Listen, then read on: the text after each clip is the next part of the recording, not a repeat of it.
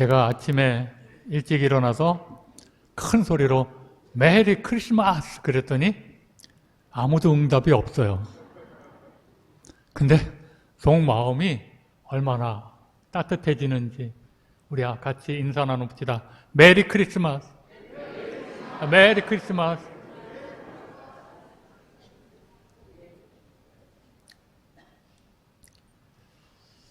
이 크리스마스는 그리스도를 예배한다 그런 뜻입니다. 오늘 성탄절의 깊은 뜻은 아기 예수로 오신 예수님을 예배한다.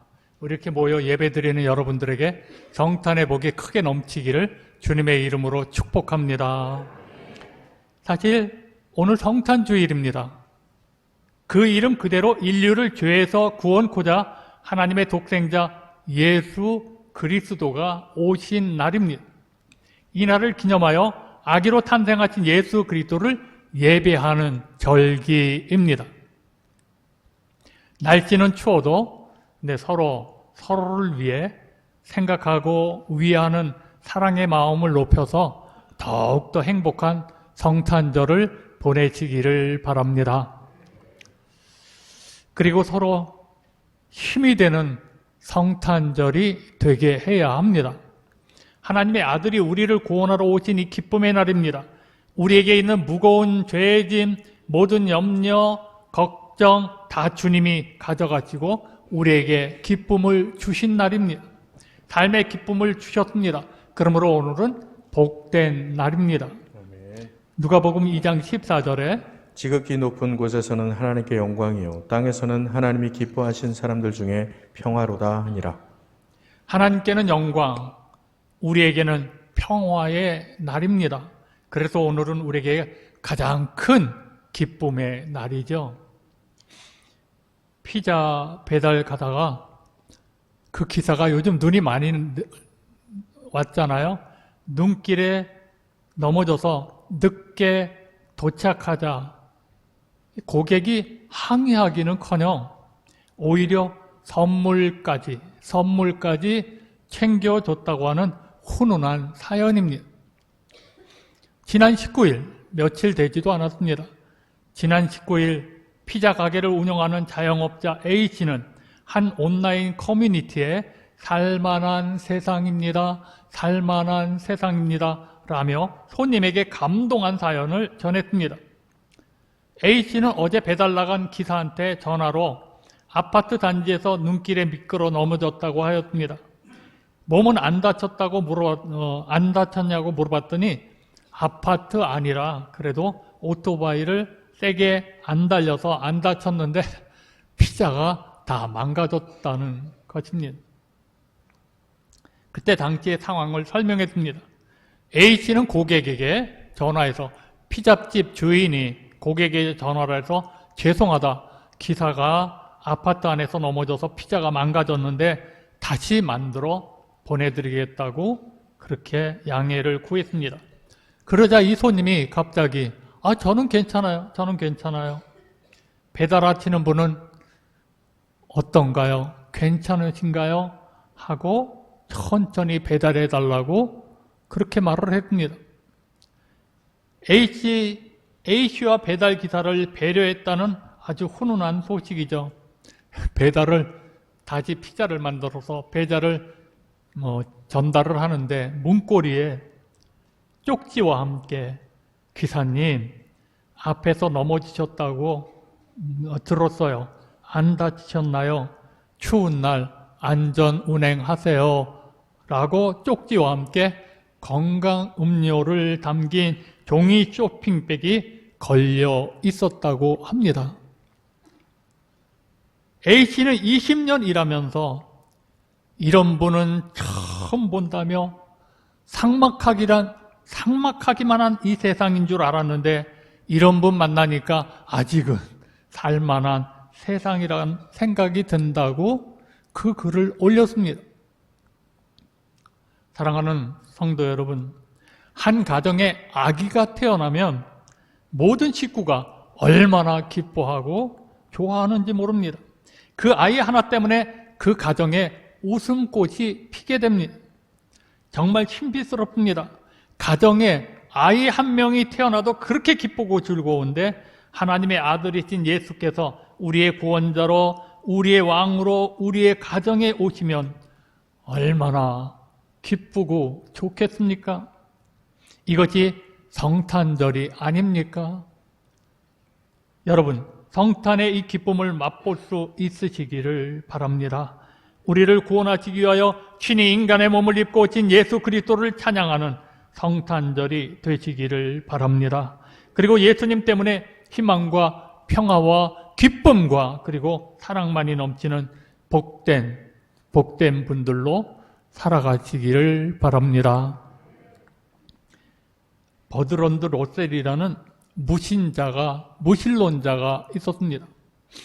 그는 1927년에 나는 왜 기독교인이 아닌가라는 책을 내면서 이런 주장을 했습니다. 인간의 두려움은 종교 때문이다. 그래서 그는 그를 비롯한 무신론자들은 주장하기를 사람들이 하나님에 대한 믿음에서 해방되어야 비로소 두려움에서 벗어나게 된다는 사실을 전파해 왔습니다.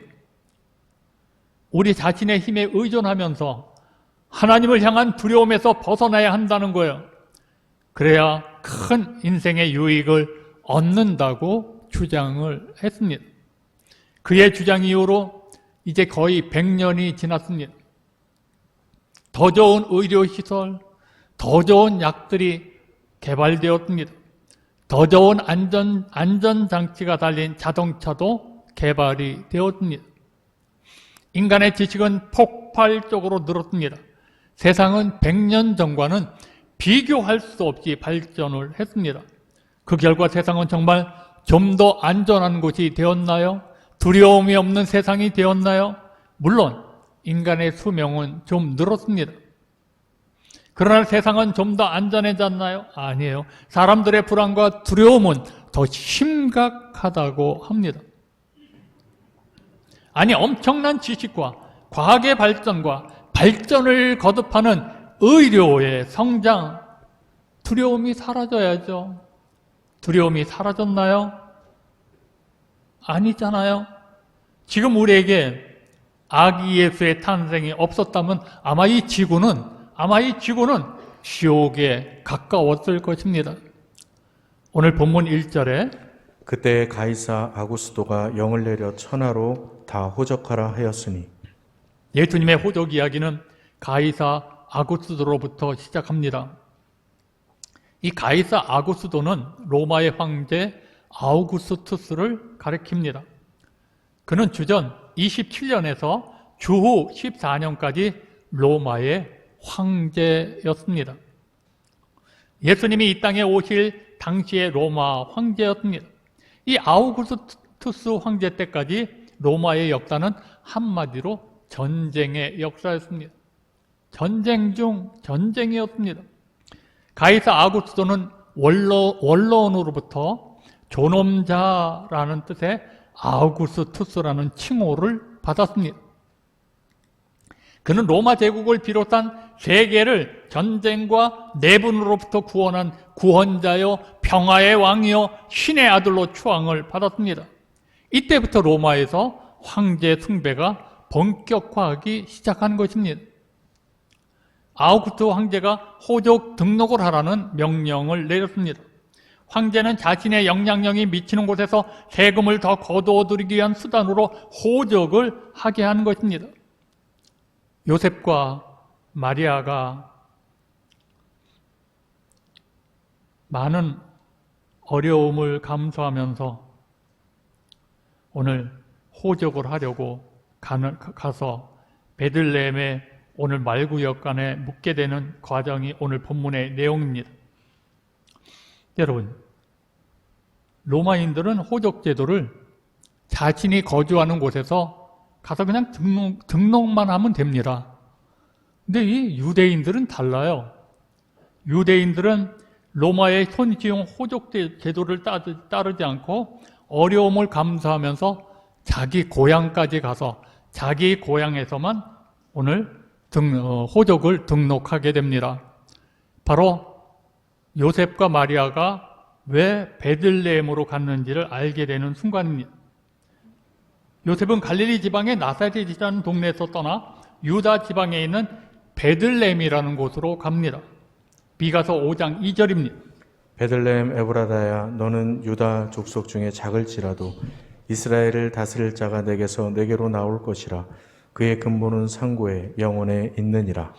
만왕의 왕이신 예수께서 오랜 세월 동안 하나님이 예비하시고 계획하신 대로 이 땅에 오셨다는 것입니다. 예수님은 우연히 이 땅에 오신 것이 아닙니다. 이미 오래전부터 하나님께서 세워놓으신 계획대로, 사람들에게 약속한 대로, 말씀하신 예언대로 오신 것입니다.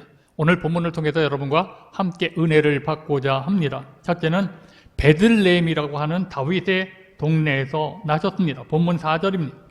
요셉도 다윗의 집 족속이므로 갈릴리 나사렛 동네에서 유대를 향하여 베들레헴이라 하는 다윗의 동네로. 마리아의 약혼자 요셉은 로마 황제의 명령에 따라서 호적을 만들려고 베들레헴으로 갔습니다. 유대인의 전통을 따라서 고향 베들레헴으로, 요셉의 고향 베들레헴으로 갔던 것입니다. 요셉은 마리아를 만나기 전에는 혼자였지만 정혼한 이후 혼자가 아니었습니다. 천사의 이야기를 듣고 행동하는 것을 마리아와 함께 했습니다. 황제의 분부에 따라 호적을 만들려고 고향으로 가는 것도 혼자가 아니라 마리아와 함께 했습니다. 요셉은 다윗 가문의 자손이었기 때문에 갈릴리 지방의 나사렛이라는 동네에서 다윗의 고향인 유대 베들레헴으로 가야만 했습니다. 그 거리가 160km입니다.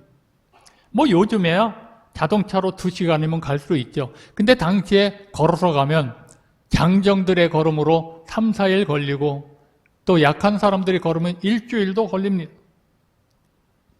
요셉과 정혼한 마리아가 굳이 호적을 만들기 위해 만삭의 몸으로 여행했다는 것은 매우 어려운 일입니다. 요셉은 마리아를 나사렛에 두고 혼자 갈 수도 있었을 것입니다. 호적은 남자가 하는 거죠. 근데 이 마리아가 따라갑니다. 만삭의 몸으로 같이 여행을 합니다. 매우 어려운 일이죠. 요셉은 마리아를 나사렛에 두고 혼자 갈 수도 있었습니다. 그런데 마리아가 가야 아기 예수님의 탄생지가 성경의 말씀대로 베들레헴이라고 하는 다윗의 동네가 되는 것입니다. 예수께서 베들레헴에서 나시는데 필요한 조건은 무엇일까요? 마리아입니다. 마리아가 베들레헴에 있어야 합니다. 마리아가 베들레헴에 있지 않으면 예언된 말씀대로 예수님도 베들레헴에서 탄생할 수 없잖아요. 근데 문제는 나사렛에 살던 마리아가 베들레헴에 갈 이유가 없다는 것입니다. 만삭인데 언제 아이가 나올지 모르는데 그 이동 거리가 160km 정도 되는데 마리아가 베들레헴에 없었다면 예수님께서 베들레헴에서 탄생하는 것은 사실 불가능합니다. 예언의 말씀이 무너지는 순간입니다. 하나님이 하신 말씀이 깨지는 순간입니다. 본문은 이 예언이 얼마나 절묘하게 성취되었는가를 우리에게 알려주고 있습니다.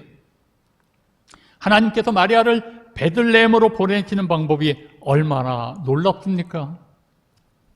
하나님께서는 예수님을 베들레헴에서 탄생케 하려는 계획을 이루기 위해서 로마 최고의 권력자까지 동원하신 것입니다. 천하에서 가장 존엄한 그가 호족하라는 명령을 내릴 때 그는 얼마나 흐뭇했을까요?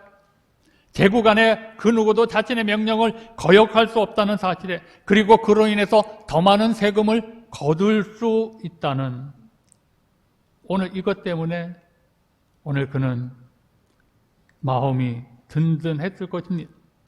만족했을 것입니다. 그러나 그가 모르는 게 있었습니다.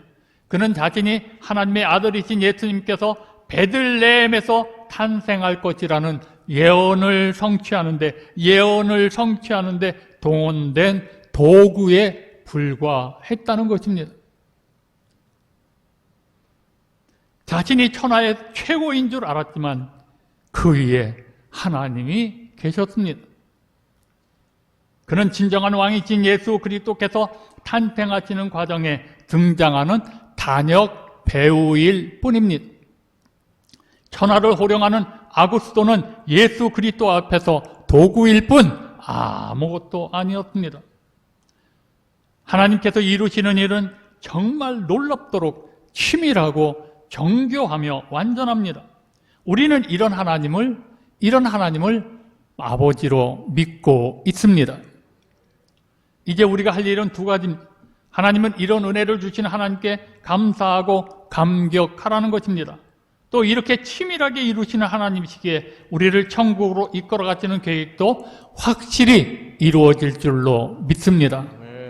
다시 오겠다고 하신 주님의 재림 약속도 반드시 이루어질 것입니다. 둘째, 우리의 구원자이신 예수는 한 아기로 오셨습니다. 본문 6절과 7절입니다. 거기 있을 그때 해산할 날이 차서 첫 아들을 낳아 강보로 싸서 구유에 누였으니 이는 여관에 있을 곳이 없었음이로라. 예수님은 요셉과 마리아의 첫 아들로 탄생하셔서 강보에 쌓여 구유에 누우셨습니다. 아주 나약하고 볼품없는 가장 가난한 사람의 모습으로 오셨습니다. 예수님의 탄생은 전혀 다른 임신이었지만 우리와 똑같은 출산의 과정을 거치셨습니다. 예수님은 마리아의 태중에서 10개월을 자라셨습니다. 그 이후 예수님은 다른 아이들과 똑같이 태어나셨습니다. 예수님이 우리를 대신하여 죽기 위해서는 예수님은 우리와 똑같은 육신을 입으셔야 했던 것입니다. 미국의 한 재혼한 부부가 딸을 찾고 있었습니다. 그 딸은 한국 전쟁에서 죽은 여자의 전 남편과의 사이에서 난 아이였습니다. 사정이 있어서 12년 전에 고아원에 맡겼던 것입니다. 그래도 처음 1, 2년까지는 서로 연락을 주고받았습니다. 노래를 잘해서 성악 레슨을 받고 있다는 소식도 들었습니다. 나름대로 미국의 고아원 생활에 잘 적응해 가고 있었는데 어느 순간에 그만 연락이 끊어졌습니다. 그래서 그 부부는 온갖 방법을 동원해서 딸을 찾으려고 애썼지만 결국 자기들 힘으로는 찾지 못하고 사람 찾아주는 일을 전문적으로 하는 사람에게 의뢰를 했습니다. 세이드라는 사람이 미국 전역을 수소문하고 쫓아다니면서 마침내 LA의 한 나이트클럽에서 노래하는 딸을 찾았습니다. 그래서 세이드는 편지를 쓰고 찾아갔습니다. 공연이 끝난 뒤라 무대 뒤에서 뜨개질하는 그녀를 만날 수 있었습니다. 그녀가 말합니다. 세이드 씨, 저는 앞을 보지 못합니다. 선생님 편지도 제 매니저가 읽어주어서 그래서 내용을 알았습니다. 그러더니 단호하게 말합니다. 자기는 엄마를 찾지 않겠다고. 자기를 고아원에 버린 엄마를 용서할 수 없다는 거예요. 그동안 참으로 오랜 세월을 그 엄마에 대한 원한과 원망으로 살았던 그런 사람입니다. 그런 그녀를 세이드가 설득하고 또 설득해서 결국 이 딸은 엄마를 만나보기로 날짜와 장소를 정했습니다. 딸 클라우디아는 약속한 호텔로 갔습니다. 앞을 못 보기 때문에 안내를 받았습니다. 그런 딸을 세이드가 엄마 앞으로 밀어 넣었습니다. 둘 사이에 정적이 흐르다가 딸이 먼저 안녕하세요. 겨우 인사를 했습니다. 그 소리를 듣자 엄마가 말을 했습니다. 목소리는 예전이나 지금이나 똑같구나. 할 말이 많은 것 같았는데 이리 가까이 와주겠니? 그 말을 듣자 딸은 갑자기 그동안 꾹 참았던 마음이 북받쳐 올랐습니다. 그런 말씀 마세요. 왜 다시 저를 찾으신 거예요? 버릴 때는 언제고 찾을 때는 또 언제예요? 당신이 싫어요. 당신은 제 어머니가 아니에요. 막 울부짖으면서 말을 합니다. 그런데 그런 딸의 모습은 상관없다는 듯이 그의 어머니는 딸의 두 어깨를 잡고 그 손이 머리로 얼굴로 볼로 차례차례 만집니다. 참 많이 컸구나. 이렇게 예뻐졌구나. 하나도 변한 게 없구나. 그러면서 계속 딸의 몸을 여기저기 더듬는 것입니다. 순간 딸은 소스라치게 놀라며 외칩니다. 그럼 엄마도 앞을 못 보는 거예요? 그래, 나도 너처럼 앞을 못 본다. 하지만 네가 세상에 어디 있든지 찾을 수 있다고 믿었단다. 그러자 그들은 서로 와락 부둥켜 안고 통곡을 합니다. 그동안에 엄마에게 품었던 모든 원망과 분노, 증오, 원한 이런 것들이 한순간에 다 녹아내렸습니다. 엄마도 자기가 같은 시각 장애인이라는 것을 알자 모든 게 다 용서되고 시각 질환을 앓고 있고 얼마 오면 이 엄마가 그런 것들을 느끼게 되니까 그 엄마의 마음을 받아들이기 시작했습니다. 용서되고 이해가 됐던 것이죠. 사실 이 엄마는 정상인이었습니다. 유전성 시각 질환을 앓고 있었고 얼마 후면 앞을 못 보게 된다는 것을 미리 통보를 받았습니다. 그래서 그 딸의 앞길을 열어주기 위해 고아원에 맡기면 앞으로 볼 수 있는 좋은 양부모를 만나서 자기와 사는 것보다는 더 행복하게 살겠지 하는 마음으로 눈물을 머금고 고아원에 맡긴 것입니다. 우리도 오늘 아기 예수님이 누우신 구유를 붙잡고 왜 하나님은 나처럼 사람이 되셨냐요? 라고 묻는다면 예수님이 뭐라고 대답하실까요? 그래, 내가 너를 알고 싶어서 사람이 됐단다. 네가 죄짐을 지고 고통할 때 그게 얼마나 괴로운지 알고 싶었단다. 네가 한평생 겪는 가난이 얼마나 고통스러운지 나도 알고 싶어서 사람으로 왔단다. 사탄의 시험이 얼마나 무서운지 알고 싶어서 네가 사랑하는 사람을 잃고 아파할 때, 또 네가 고독할 때, 또 네가 겪는 실패와 허무와 불안이 얼마나 혼자 견뎌내기 어려운지를 알고 싶어서 나도 사람이 됐단다. 우리도 이런 하나님의 마음을 느낀다면 성탄은 우리에게 큰 은혜가 되어질 줄로 믿습니다. 마지막 세 번째, 구유에 누인 아기 예수, 본문 7절입니다. 첫 아들을 낳아 강보에 싸서 구유에 뉘었으니 이는 여관에 있을 곳이 없음이로라. 누가가 본 예수님의 실제 상황은 하나님의 아들이 지금 말구유에 누워 계신 상황입니다. 구유에 누이셨던 이유가 여관에 있을 곳이 없었기 때문입니다. 베들레헴의 그 작은 도시에 몰려든 손님들로 북적북적 대는데 가난한 요셉과 마리아 부부에게 누가 한 사람 해산할 수 있도록 방 한 칸 내어줄 사람이 없었다는 것입니다. 오늘의 숙박시설 앞에는 의뢰 주차장이 마련되어 있습니다. 마찬가지로 그 당시에 숙박시설 앞에는 의뢰 마국간이 마련되어 있습니다. 그 당시에는 낙이나 노새와 같은 짐승들이 교통수단으로 사용되었기 때문입니다. 요셉과 마리아는 여관에 딸린 마국간에서 그들의 짐을 풀었습니다. 결국 마리아는 마국간에서 해산할 수밖에 없었습니다. 거기서 예수님을 낳으시고 강보로 싸서 구유에 뉘었습니다. 구유는 말이나 소에게 먹이를 주는 여물통을 말합니다. 소나 말의 밥그릇입니다. 마국간의 구유, 이것이 온 세계를 지으신 주권자이신 하나님이 사람의 몸을 입으시고 세상에 오신 처음 자리였습니다. 유대인들이 그토록 기다리던 메시아가 오셨지만 정작 사람들은 알지 못했습니다.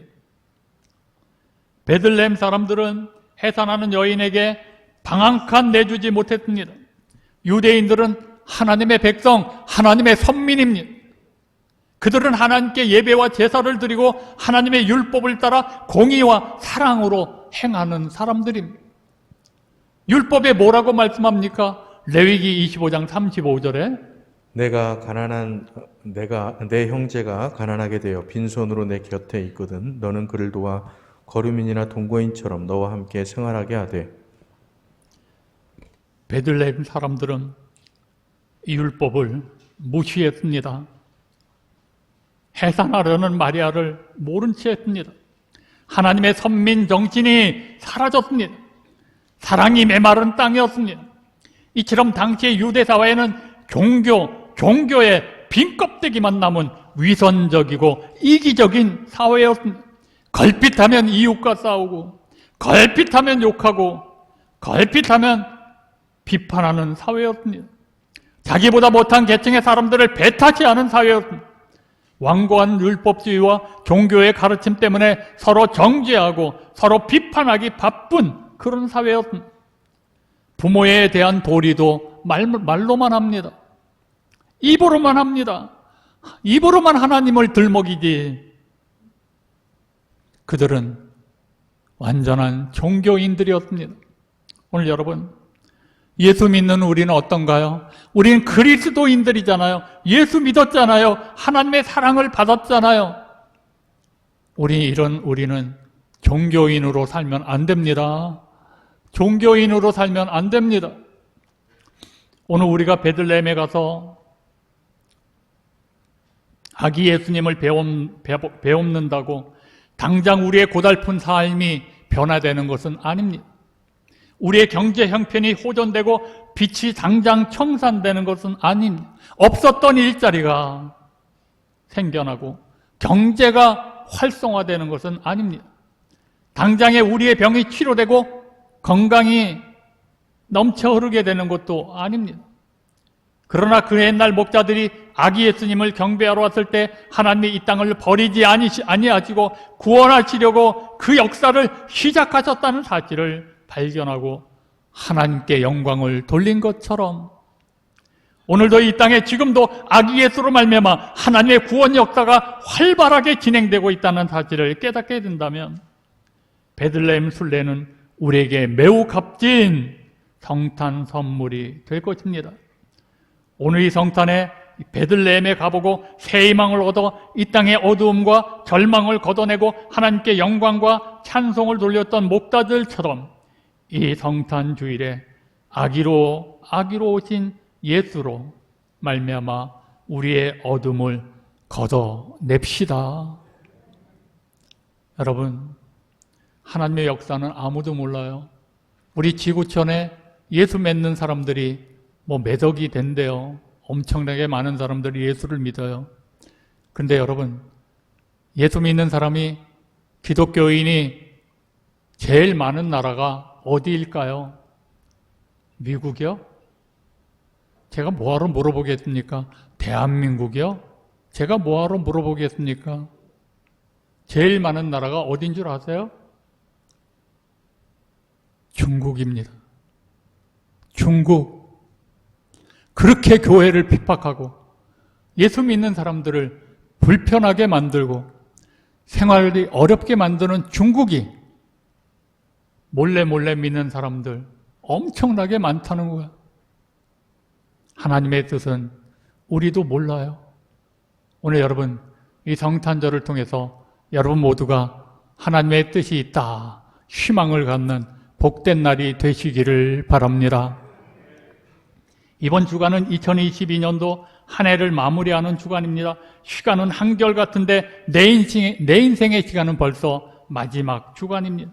갈수록 시간이 빨라간다고 하는 것은 시간이 빨리 가는 게 아니라 내가 점점 느려진다는 거예요. 아직 할 일도 많고 갈 길이 먼데 시간은 사정없이 흘러가고 시간을 따라가는 나는 점점 느려져서 시간은 저만큼 도망가고 나는 그렇게 가버린 시간을 뒤쫓아가기도 힘겨워지는 그런 삶을 살고 있습니다. 그렇게 시간은 벌써 2022년 마지막 주일입니다. 1년 중에서 12월은 더 빨리 가는 것 같습니다.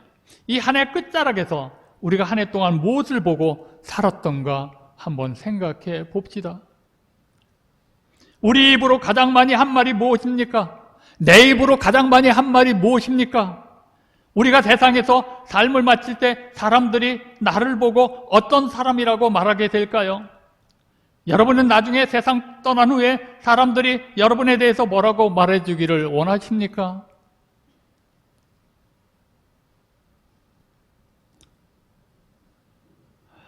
우리도 이 한 주간 우리도 천사들이 찬양한 것처럼 하나님께 영광, 이 땅에 평화를 줄 수 있는 진정한 그리스도인으로 바뀌어져서 진정한 그리스도인으로 새날을 맞이할 수 있는, 새해를 맞이할 수 있는 하나님의 백성들이 되시기를 바랍니다. 기도하시겠습니다. 함께 내 자신을 돌아보며 통성으로 기도합니다.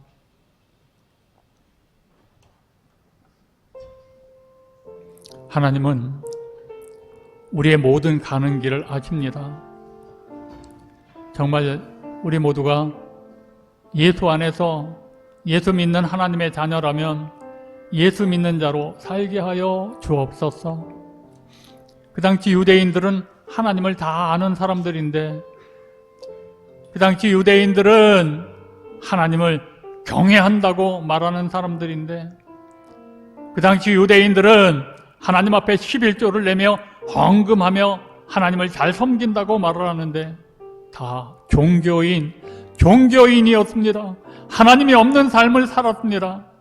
아기 예수로 오신 예수님이 이 땅에 오셨는데 이제 우리는 예수님을 내 안에 모시고 예수 안에서 살게 하여 주옵소서. 진정 그리스도인으로 살게 하여 주옵소서. 말만 뻔지르하게 하지 아니하고 정말 주님 하나님의 자녀답게 살게 하여 주옵소서. 오늘 결단의 기도를 합니다. 주여 한번 부르짖고 통성으로 기도합니다. 주여, 아버지 전능하신 여호와 하나님, 우리 자신을 돌아보게 하여 주옵시고 성탄의 이날 나는 정말 종교인인가? 정말 예수님을 기다리는 사람인가? 우리 자신 돌아보게 하여 주옵소서. 오늘 예배에 참석한 모든 사람들 마음속에 아기 예수가 각인되어져 내년에는 주님과 함께 새해를 열어갈 수 있는 복 있는 저희들 모두가 다 되게 하여 주옵소서. 감사합니다.